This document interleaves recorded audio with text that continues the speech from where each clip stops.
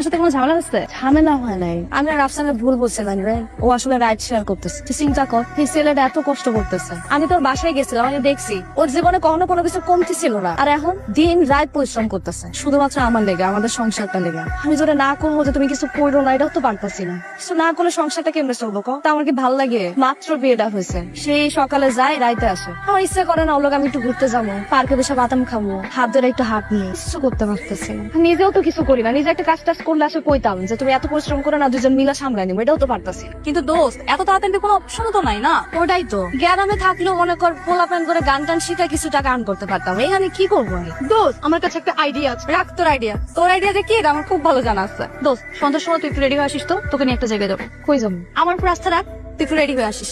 কি হচ্ছে? Phone নাফসান phone দিছে। আচ্ছা বল রাফসান। ম্যাডাম কই আপনি? ওই ভার্সিটি তো শেষ হলো মাত্র। আচ্ছা শোনো, গ্রুপ স্টাডি করতে যাবো।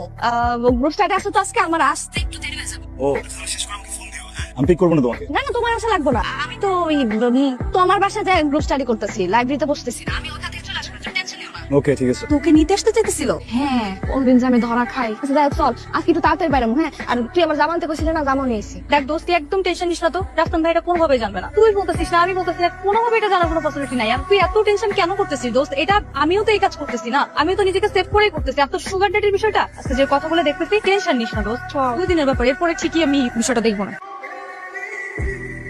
হ্যালো, কে? তানহা, হ্যালো। কে বলছো? ভাই ফোনটা জানুনি কোথায়? উনি বারে গান গাচ্ছে। তুমি এইখানে? গ্রুপ স্টাডি শেষ, ফটো হইলো না। আসলে দিকে প্রবলেম কি? তুমি বড় ভুল করে ফেলছো না? বিয়ে করা এখন ঠিক হয় না একদম। বা বিয়ে করা ঠিক হয়েছে, ভুল মানুষকে করে ফেলছো, তাই না? আর আমি তো অযোগ্য, আমি তো অতর্ব, বুঝছো না? আমি তো বউকে ভালো রাখতে জানি না, কিচ্ছু দিতে পারি না, আমার সাথে টাকা নেই। হ্যাঁ, এই জন্য আসলে এখানে কথা বলতেছো না কেন? বলো।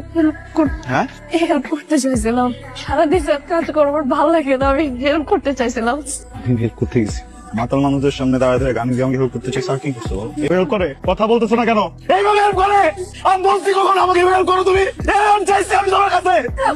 কি করতেছো তুমি এখানে? আমি প্রত্যেকদিন সকালবেলা বের হয়ে রাস্তায় এত পরিশ্রম করি কি এই জন্য যে আমার বউ বাড়ি এসে গান গাবে? আমি তোমাকে কখনো বলছি আমাকে হেল্প করো? তোমার যদি আমাকে হেল্প করার ইচ্ছা থাকতো তুমি আমি বাসায় যাওয়ার পর একটা ভালো কিছু রান্না করে আমাকে খাওয়াইতা। হ্যাঁ, আমার সাথে ভালো কথা বলতা। আমি যখন ঘুমাই যাই আমার মাথা একবার হাতটা বুলাই দিত, তাও তো পড়ে যেত। এটা কি হেল্প করতে হচ্ছে তুমি আমারে? বউ আমার হেল্প করে, এখন যাও হেল্প করো আমার, যাও ভিতরে যাও। এই ভাইয়া কে আছেন? এই নিয়ে যান আপনাদের বার সিঙ্গারে নিয়ে যান এখান থেকে। যাচ্ছ না কেন? ভিতরে যাও। এই তানহা, এই তানহা, তানহা কি হয়েছে তোমার?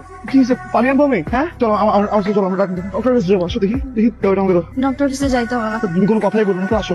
শোনো শোনো, চল হাসপাতালে যাইতে হবে। হাসপাতালে যাইতে হবে। তোমার একটা কথা বলা হয় নাই, কি বলো হয়নি? আমি প্রেগনেন্ট। এই জন্যই তো বলতেছি চলো তুমি। হ্যাঁ তুমি বাবা হবা।